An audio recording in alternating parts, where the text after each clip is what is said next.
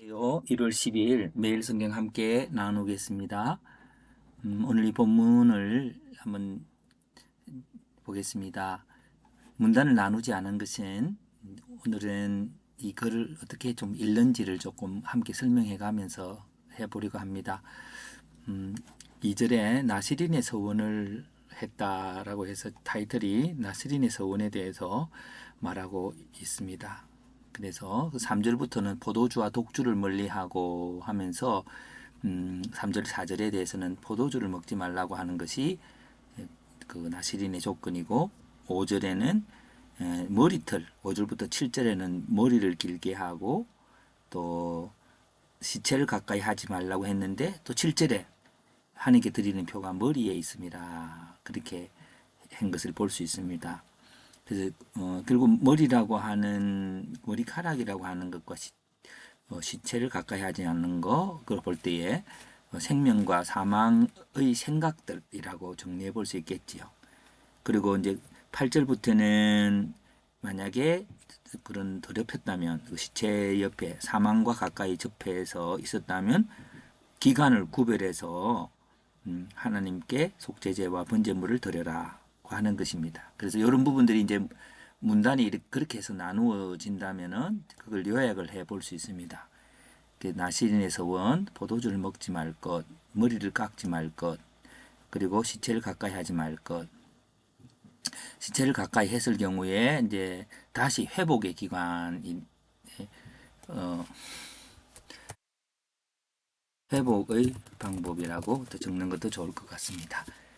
그래서 이제 그 복부에는 이제 번제와 속죄 제물을 드림. 그럼 요 주제를 가지고 이제 우리가 주제를 나눠야 될 텐데요. 그 포도주를 먹지 말 것이 무엇일까 할 때에 제가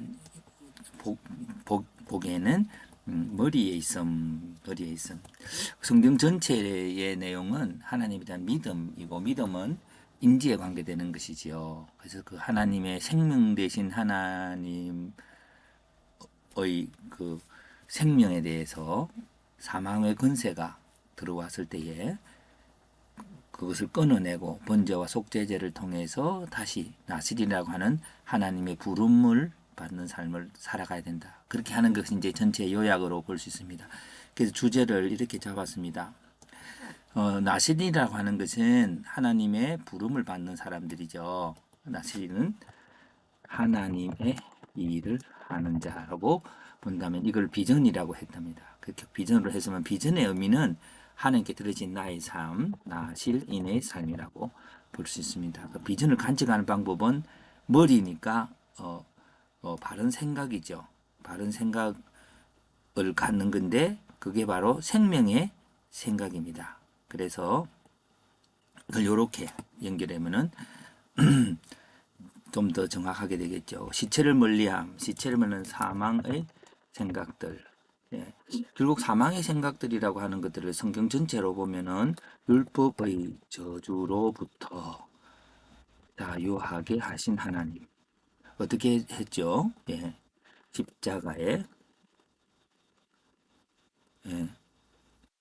제물이 되셔서 이게 이제 예수님의 십자가에 죽어서 번제와 속죄제를 통해서 어, 회복이 되는 거죠. 예. 번제와 속죄제를 통해서 회복된다는 것들을 보고 그 훈련의 기간이 필요하지요. 훈련의 기간이 그 생각이 깊어지고 자라도록 그래서 머리카락이 자란다라고 하는 그것은 생각의 성숙과 자람으로 그렇게 이제 이미지화할 수가 있다고 생각합니다. 예.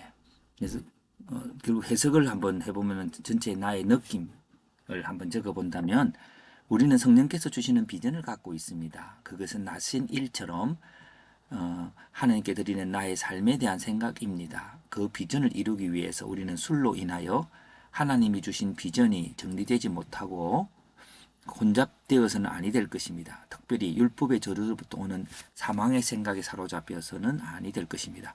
우리는 우리 죄를 위해서 죽임당한 어린 양, 그리스도를 항상 생각해야 합니다.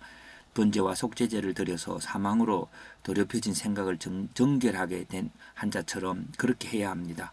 그리고 굴도를 먹고 묵상하는 일정한 시간이 지나면서 생각이 삶으로 훈련되고 더 정교하고 확신한 믿음으로 바꾸는 훈련의 기간이 있어야 합니다. 그런 후에 우리는 하나님의 비전을 이루어가는 부름받은 자로서의 삶을 살 수 있게 될 것입니다. 예. 그래서 이제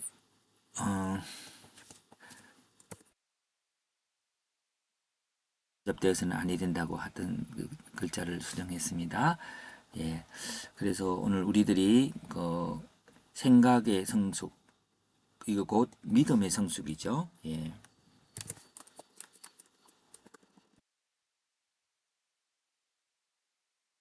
성숙으로 자라가야 합니다. 그 모세를 80세에 부르신 하나님, 그렇게 불러서 그 믿음으로